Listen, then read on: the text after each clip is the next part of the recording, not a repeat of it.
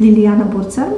V svoji knjigi Novi val nedolžnosti v otroški literaturi, ki je šla pri založbi Sofija, postavljam pod drobnogled, kakšne vrste ideologij se pojavljajo danes tam, kjer bi po prepričanju mnogih kakršnegakoli vtihotapljanja oziroma delovanja ideologij sploh ne bi pričakovali.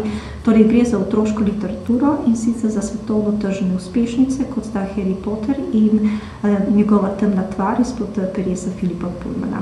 V tem delu izpostavljam, da pač ideologije, ki se pojavljajo v teh svetovno tržnih delih za otroke, vključujejo predvsem oživljanje romantične ideologije nedolžnega otroštva, ki se seboj prinaša predstavo o univerzalno istem in preprostem otroštvu, hkrati pa pokažem, da to vtihotapljanje te romantične ideologije nedolžnega otroštva sloni na ponovnem vtihotapljanju in naturalizaciji že zdavnaj preživetih konstruktov maskulinosti in femininosti. Posledično ta literatura tudi krči in zapira možnosti samogledanja in seveda posledično tudi načine nastopanja in delovanja otrok v realnem svetu, ker ponuja zelo specifično stereotipično socializacijo.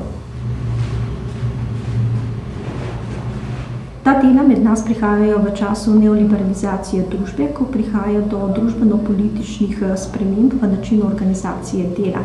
Neoliberalizem tudi temelji na poglabljanju družbeno-spolnih razlik, ker na ta način tudi ponovno segregira delovno silo in ta literarna dela s sabo prinašajo ponovno naturalizacijo in poglabljajo že zdavnaj preživele stereotipe maskulinosti in femininosti, ki so temu procesu neoliberalizacije družbe neposredno podporni.